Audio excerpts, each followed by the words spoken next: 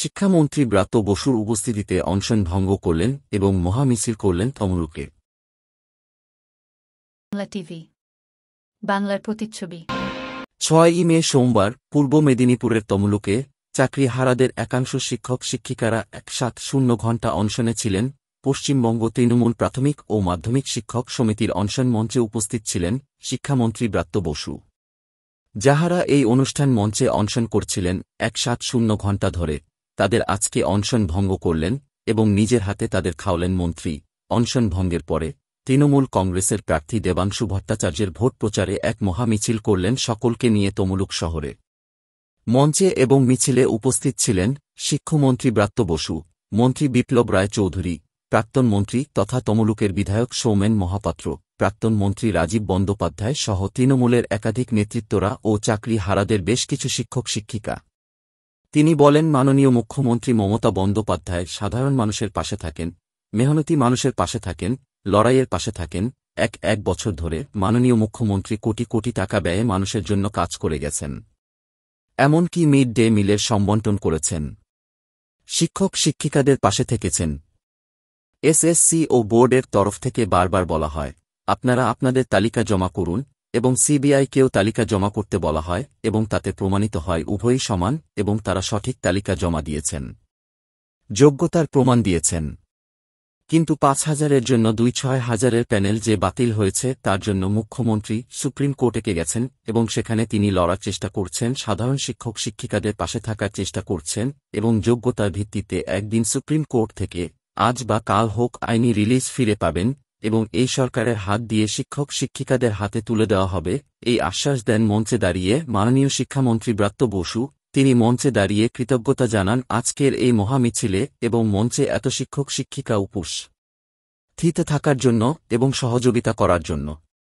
মহামিছিল বিরাট আকার ধারণ করে এবং সারা তমলুক জুড়ে এই মহামিছিল চলতে থাকে।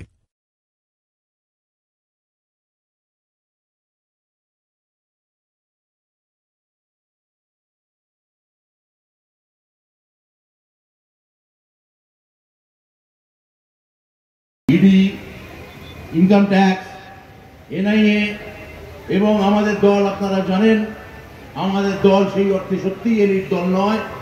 আমাদের দল সাধারণ মানুষের দল, মেহনতি মানুষের দল, লড়াইয়ের দল। নইলে আমি আপনাদের বলছি, আজকে তাও শিক্ষক সংগঠনে এত শিক্ষক, আমি শিক্ষক নেতাদের আমি অনেক অনেক ধন্যবাদ এবং কৃতজ্ঞতা দেব যে এখানে এত তাড়াতাড়ি এত শিক্ষক গোটা পশ্চিমবঙ্গ জুড়ে জড়ো করতে পেরেছে। নইলে আমি বলছি যে মমতা বন্দ্যোপাধ্যায় গত 11 সাল থেকে মাইনে, প্রথম দিনে মাইনে দেওয়া থেকে রিটায়ারমেন্টের সঙ্গে সঙ্গে হাতে পেনশন ধরানো থেকে যে সুযোগ সুবিধা, যে মিড ডে মিলের সুষম বন্টন এবং ইনফ্রাস্ট্রাকচারাল যে পরিকাঠামোয় যে লক্ষ লক্ষ কোটি কোটি টাকা খরচা করা, যেভাবে প্রান্তিক জায়গায় স্কুল স্থাপন করা, যা এই এডুকেশন সিস্টেমের জন্যে মমতা বন্দ্যোপাধ্যায় যা করেছেন, তার জন্যে আর বিরোধী জায়গায়, বিরোধী কোনো দলে আর একটি শিক্ষকও থাকার কথা নয়। কিন্তু আমাদের দুর্ভাগ্য, আমরা সেই শিক্ষকদের এতদিন জড়ো করতে পারিনি।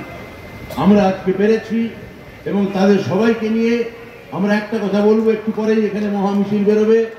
আমি আর বেশি কথা বলবো না, আমি খালি বলতে পারি, এসএসসি বারবার করে যখন কোর্ট বলে যে আপনারা আপনাদের তালিকা জমা দিন এবং সিবিআইকে বলে আপনারাও তালিকা জমা দিন, দেখা যায় যে এসএসসি এবং সিবিআই এর তালিকা মোটের ওপর এক। তাহলে ওখান থেকে দাঁড়িয়েই আদালতের হাতে আদালত প্রমাণ করতে পারছে কে যোগ্য কে অযোগ্য। আদালত এসএসসিকেও দায়িত্ব দিল না, সিবিআইকেও দায়িত্ব দিল না। যদি 4-5 হাজার গন্ডগোল থেকে থাকে তার জন্য গোটা 26,000-এর প্যানেল ক্যান্সেল করে দিল। কিন্তু যেহেতু এটা এখন আইনি লড়াইয়ের মধ্যে আছে, আমি এটা নিয়ে শুধু একটা কথা বলতে পারি, আমরা মমতা বন্দ্যোপাধ্যায়ের নির্দেশে সর্বতভাবে আইনি পন্থায় যোগ্যদের পাশে, এবং আমি গভীরভাবে বিশ্বাস করি যে আপনাদের মধ্যে যারা এখানে উপস্থিত হয়েছেন, যারা আন্দোলন করছেন, তারা সংখ্যায় এতটাই বেশি, তারা এতটাই যোগ্য যে একদিন আমরা সুপ্রিম কোর্টের থেকে আজ হোক বা কাল আমরা যে আইনি রিলিফ সেটা আমরা পাবো এবং এই সরকারের হাতেই আপনাদের পুনর্বহাল হবে। এই সরকারের এসএসসির হাতেই আপনারা যোগ্য সম্মান ফিরে পাবেন এবং সামাজিক যে সামাজিক অবমাননা খুব সুপরিকল্পিত হবে, সমাজ ইঞ্জেকশনের মতো ধীরে ধীরে ধীরে ধীরে ছড়িয়ে দেওয়া হলো, যে আপনাদের সঙ্গে সমানুপাতিক করে যে তৃণমূল কংগ্রেসের যে রাজনৈতিক চরিত্র, তৃণমূল কংগ্রেসের যে গরিবের পাশে থাকার অঙ্গীকার, সেই জায়গাকে সুপরিকল্পিতভাবে অপমান করে আপনাদের যেভাবে গায়ে গাদা ছেটানো হলো, আমি এটুকু আপনাদের থেকে আশা করতে পারি, যখন সময় আসবে আপনাদের কাদা আমরা নিজেরা হাতে করে মুছে দেব। কিন্তু আমরা যদি লোকেও ভুলে যায়, আপনারা মনে রাখবেন কারা আপনাদের গায়ে এই কাদাটা দেওয়ার চেষ্টা করেছে, কারা আপনাদের গায়ে এরকম আলকাতরা ছোঁড়ার চেষ্টা করেছে, কারা আপনাদের গায়ে এই কালির দাগ লাগিয়ে দেওয়ার চেষ্টা করেছে। চাকরিহারাদের সঙ্গে আছি, সেই স্লোগানকে যারা বাস্তবায়িত করছেন, যারা এতদিন ধরে অনশন করছেন, যারা এতদিন ধরে আন্দোলন করছেন, যারা এতদিন ধরে রোদে এবং গোটা পশ্চিমবঙ্গে আজকে যারা যে শিক্ষকেরা রাস্তায় এসে বসেছেন, যারা সুবিচার চাইছেন, যারা ন্যায় বিচার চাইছেন, তাদের পক্ষে আমাদের দলনেত্রী মমতা বন্দ্যোপাধ্যায় এবং আমাদের নেতা অভিষেক বন্দ্যোপাধ্যায়, যারা সর্বতভাবে থাকার বার্তা দিয়েছেন, আইনি সহায়তার কথা বলেছেন এবং যাদের কথায় শিক্ষা দপ্তর এই মুহূর্তে, যেটা আমার শিক্ষক নেতা বিজন এক্ষুনি উল্লেখ করলো, যে এই মুহূর্তে সুপ্রিম কোর্টে শুনানি চলছে, সেই অবস্থায় আমরা এখানে এই তমলুকের মতো ঐতিহাসিক শহরে আমরা জড়ো হয়েছি, সমবেত হয়েছি।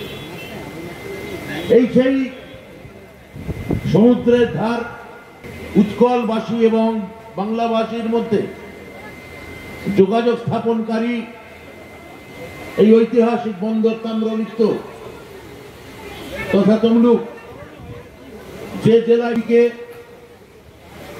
জেলায় মানুষ প্রথম তার কথা বলে, তার শিক্ষা দিয়ে মতোই নিজেকে ধন্য লাগছে। আমি আস্তে আস্তে ভাবছিলাম যে আমার খুব অবাক লাগছে ভেবে যে এই তমলুকে সব থেকে গুরুত্বপূর্ণ ঐতিহাসিক মন্দির বর্গভীমা মন্দির। এবার বর্গভীমা মন্দির আপনারা যদি তার দেবতার চেহারাটা দেখেন, তাহলে সেটা পাথরের তৈরি। প্রতিমাকে স্থাপন করেছিলেন তা নিয়ে ঐতিহাসিকদের মধ্যে বিবাদ আছে, কিন্তু পরবর্তী হয় যে তাম্রলিপ্তর যে প্রথম রাজা গোবর্ধনানন্দ বা মহিষাদলের অনশন করছেন, এই অনশনকারীদের আমরা নিজের হাতে অনশন ভঙ্গ করাবো। কিন্তু লড়াই আমাদের শেষ হবে না, যুদ্ধ চলবে না। একটা আপনার গা থেকে আপনি কালি তুলে ফেলতে পারেন, আমার গা থেকে আমি কালি তুলে ফেলতে পারি, কিন্তু আপনার অন্তরে, আমার অন্তরে যে একটা কাঁটার মতো, যে একটা অপমানের বোঝা বহিরাগতরা এবং তাদের এজেন্টরা আমাদের হৃদয়ে প্রবেশ করালো, সেই কাঁটাও উপরে ফেলার সময় আমার মনে হয় এখনো বাকি আছে। আমরা তমলুকে আগামী 4ই জুন আমরা দেখতে চাই যে দেবাংশুর হাত দিয়ে সেই কাঁটার উৎপাদন হচ্ছে, সেই কাঁটা তুলে ফেলা হচ্ছে। অনুরোধ করবো যে সকল কর্মী সমর্থন এসেছেন, আপনারা আমাদের এই মিছিলে সারিবদ্ধ হবে, বাইরে দাঁড়ান, আপনারা সহযোগিতা সবাই মিলে করুন। আমরা তথ্য ও ভিডিও চিত্র রিপোর্টার শম্পা দাস ও সমরেশ রায়, কলকাতা।